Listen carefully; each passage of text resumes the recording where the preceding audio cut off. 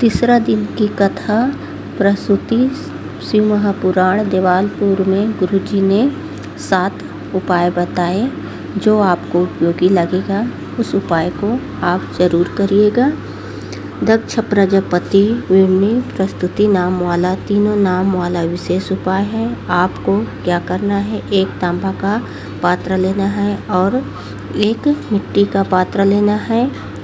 उपाय कैसे करना है ध्यान से सुनिएगा। इस तांबे का पात्र और मिट्टी के पात्र दोनों को वट के पेड़ के पास शिवलिंग विराजमान हो वहाँ पर आप लेकर जाइए और आप चाहे वहाँ शिवलिंग पत्थर का हो, सीमेंट का हो, कंकड़ का हो, ये आपको वहाँ पर दक्ष प्रजापति वीरनी और प्रसूति इन तीनों का स्मरण करना, इन तीनों का नाम लेना है और जल अर्पित करना है। पर जल आपको विशेष क्रम से अर्पित करना है। आप अपने सीधे हाथ में मिट्टी के कलश को पकड़ना है और उल्टे हाथ में तांबे के कलश को पकड़ना है और दोनों हाथ से एक साथ दक्ष प्रजापति, माता प्रस्तुति और माता वीरनी का नाम लेते हुए जल अर्पित करना है। और शिवलिंग से नीचे आ रहे जल का पान अगर पति पत्नी उस वट के नीचे बैठकर पान कर लेते हैं, आचमन कर लेते हैं और महादेव से संतान की कामना कर लेते हैं तो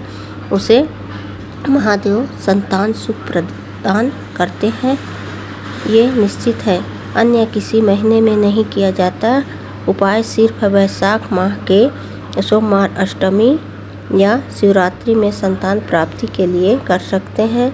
आप वीरनी के जगह असकनी नाम भी ले सकते हैं। असकनी और वीरनी एक ही नाम है।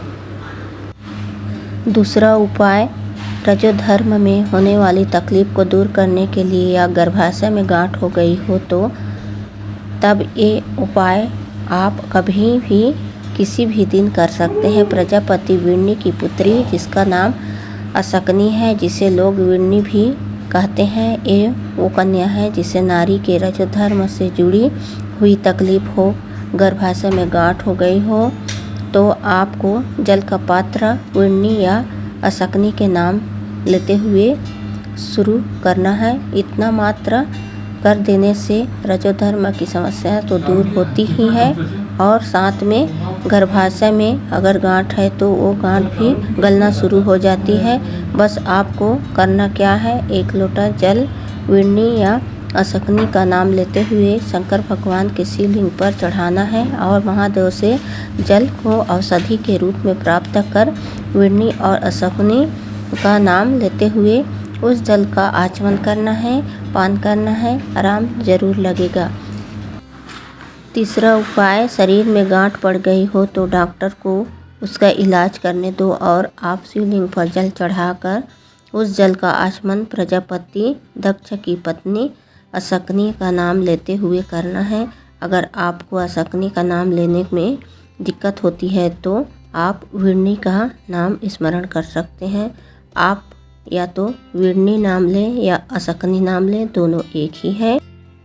चौथा उपाय, एक बात का ध्यान देना है, अगर नारी का 5वां या 6वां महीना चल रहा है और डॉक्टर बोले बच्चे की धड़कन नहीं है, बच्चे के दिल में छेद है या किसी बच्चे को हर बार खून चढ़ता हो, दिल में छेद हो तो आपको देवाधिदेव महादेव का स्मरण करते हुए शिवलिंग पर जल चढ़ाना है और जल का आचमन आपको असकनीय माता वीरनी माता का नाम लेते हुए करना है।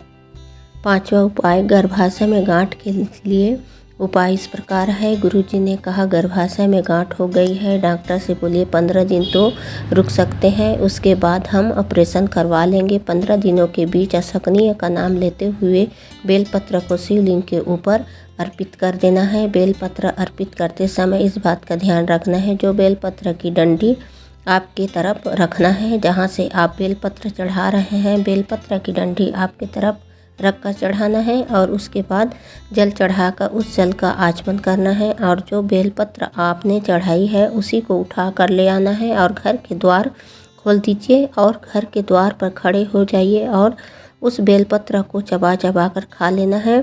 बस आपको इतना ही करना है और बाबा की कृपा होना निश्चित है। छठवां उपाय, अगर आपने कोई गौ माता को अपने घर में पाला है, उसके बड़े होने के बाद भी उसका दूध नहीं आता, तब भी माता असकनी का नाम स्मरण किया जाता है। जो गाय का गर्भ नहीं ठहर रहा है, उसके लिए भी माता असकनी का स्मरण किया जाता है। सातवां उपाय, बेटी जब घर से विदा हो तो आपने घर के तुलसी के क्यारे में एक घी का दीपक जरूर लगवाना चाहिए, और जब घर में बहू प्रवेश करे तो बहू से भी तुलसी के क्यारे में घी का दीपक लगवाना चाहिए। ऐसे करने से घर में लक्ष्मी की कमी नहीं होती है, मायके पक्ष में धन संपदा भरी रहती है और ससुराल पक्ष में धन संपदा पड़ी रहती है, भरी रहती है। दोनों के घर में धन की कमी नहीं होती है। श्री शिवाय नमस्तुभ्यम। आज गुरुजी 7 उपाय बताए हैं, जो उपयोगी लगे उसको ज़रूर करिएगा।